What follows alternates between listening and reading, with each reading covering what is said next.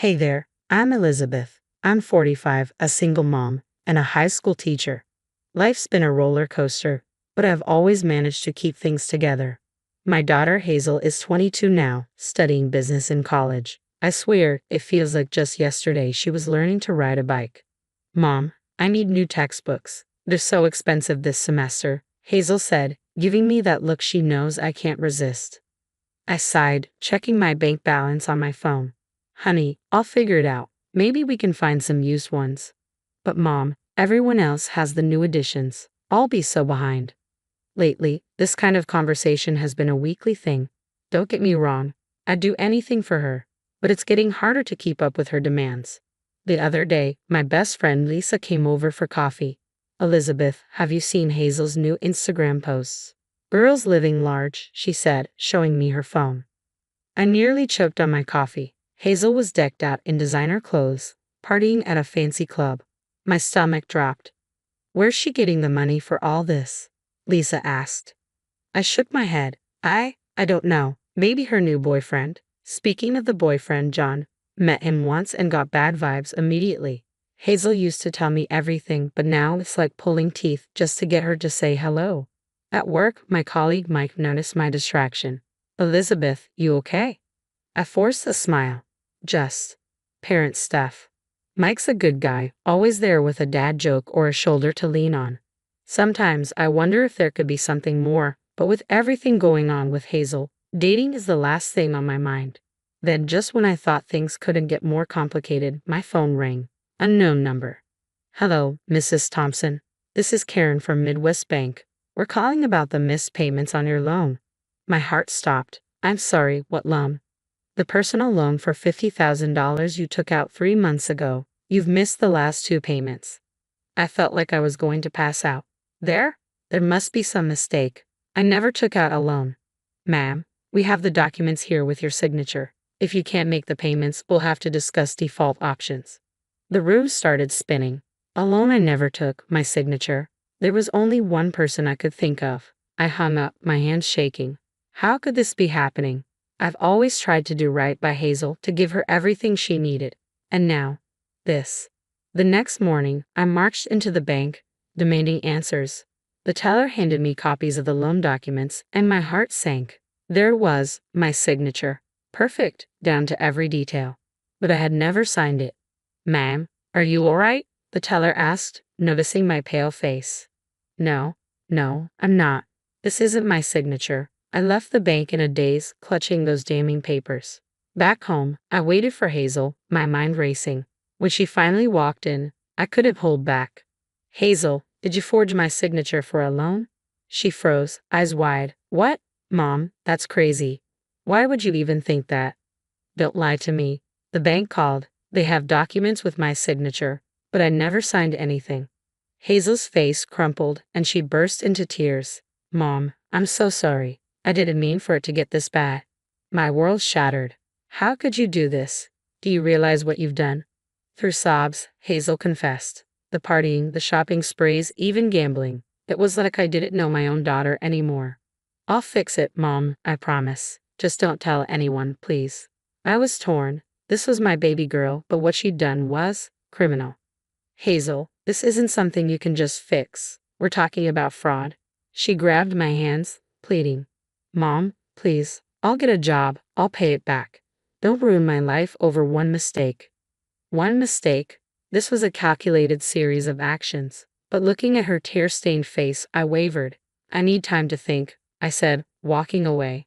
I called Lisa, my voice shaking. Can you come over? It's bad. Lisa arrived in record time, and I spilled everything. Elizabeth, honey, you have to report this. This isn't just about the money. She committed a crime. But she's my daughter. How can I turn her in? And what happens when they come after you for the money? You could lose everything. She was right, but the thought of Hazel in handcuffs made me sick. The next day at work, I was a mess. Mike cornered me in the teacher's lounge. Elizabeth, what's going on? You look like you haven't slept in days. I broke down, telling him everything. His face hardened. Elizabeth, I know she's your daughter, but you can't protect her from this. She needs to face the consequences. I nodded, knowing what I had to do. That evening, I sat Hazel down. This is your last chance. Tell me everything, and we'll figure out how to make this right. Hazel's eyes lit up with hope. Really? Oh, Mom, thank you. I promise I'll fix everything. We spent hours going over her spending, the full extent of the loan, everything. It was worse than I thought, but Hazel seemed genuinely remorseful, promising to get a job and pay it all back. I'll start looking for work tomorrow, she said, hugging me tightly. I wanted to believe her. God, I wanted to believe her so badly. But something in my gut told me this wasn't over. The next morning, Hazel was gone. Her room was empty, closet cleared out. On her bed was a note. I'm sorry, Mom. I can't face this. I love you. I collapsed to the floor, the note crumpling in my fists. My own daughter had run away, leaving me to face the mess she'd made. Sitting there, surrounded by the remnants of Hazel's life, I realized the true betrayal wasn't just the forged loan. It was the shattering of trust between a mother and daughter. With shaking hands, I picked up my phone, knowing the call I was about to make would change everything. But I had no choice. It was time to face the music, even if it meant losing my daughter in the process. I was in the middle of teaching algebra when it happened. The classroom door burst open, and 2 officers walked in. Elizabeth Thompson. Yes, that's me. What's going on? You're under arrest for fraud and identity theft.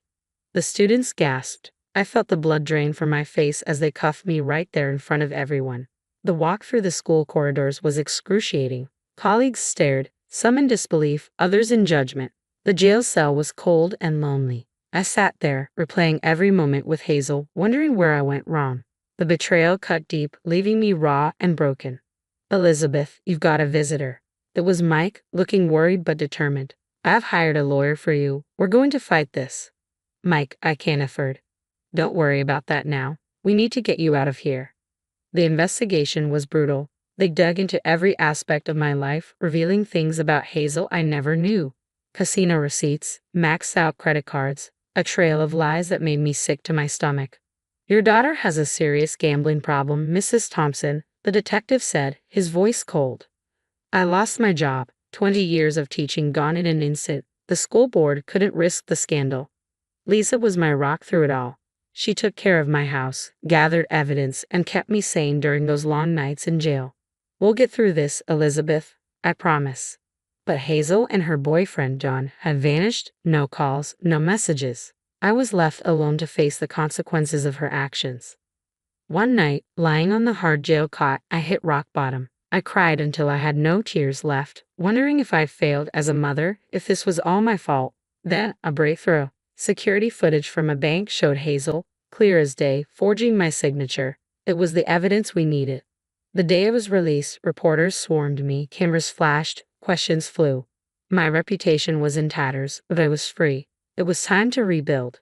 Starting over at 45 isn't easy. I took whatever jobs I could find. Waitressing, tutoring, even walking dogs. More coffee, hon? I'd ask, swallowing my pride as I refilled cups at the local diner. Slowly, the truth spread. People who had judged me began to see the real story. Old colleagues reached out, offering support and apologies. We were wrong about you, Elizabeth. We're sorry. Then came the news that changed everything. Hazel and John were caught at the Canadian border with fake passports. The prosecutor called, asking if I wanted to press charges. It was the hardest decision of my life. I'm sorry, but I can't protect her anymore. She needs to face the consequences. The trial was a media circus. Hazel pleaded not guilty, but the evidence was overwhelming. Then, in a shocking twist, John turned on her. He claimed it was all Hazel's idea, saying she believed her mom would never turn her in. Hazel's face crumpled, betrayed by the very person she had chosen over me. The judge's gavel came down hard. Hazel, 5 years. John, 18 months with a plea deal. When it was my turn to speak, I stood tall, facing my daughter for the first time in months. Hazel, I love you. I always will. But love doesn't mean enabling destruction. You broke my heart, shattered my trust, and nearly ruined my life. I hope you find help and peace, but I can't be part of that journey. Goodbye, Hazel. I walked out of the courtroom, feeling a weight lift off my shoulders. 1 year later, life looks different. I started a support group for parents like me, turning pain into purpose. After a lengthy review, the school board reinstated me with a public apology. Lisa and I meet for coffee every week, our bond's stronger than ever. And Mike? Let's just say second chances aren't just for careers. Ready for dinner? Mike asks, taking my hand. Almost. Just got some news. Hazel's appeal was denied. I feel a twinge of sadness, but mostly relief. As we walk out, I realize I'm finally at peace. I've learned to prioritize my own well-being and surround myself with genuine love and support. Life threw me one hell of a curveball, but I'm still standing, stronger, wiser, and ready for whatever comes next. The toxic people in my life are gone, and I've found my own kind of justice, the peace that comes from letting go and moving forward. The story you've just heard is over, but the conversation is just beginning. So now, I want to ask you something that cuts to the heart of this tale. If you were in my shoes, would you have turned your own child in, knowing it could mean years in prison, or would you have tried to protect them, even at the cost of your own freedom and reputation? It's not an easy question, is it? Hazel is my daughter, my flesh and blood. The instinct to protect your child is one of the strongest forces we have as parents. But on the other hand, her actions were deliberate, repeated, and caused immense harm. She betrayed my trust in the worst possible way. What do you think is the right thing to do in a situation like this?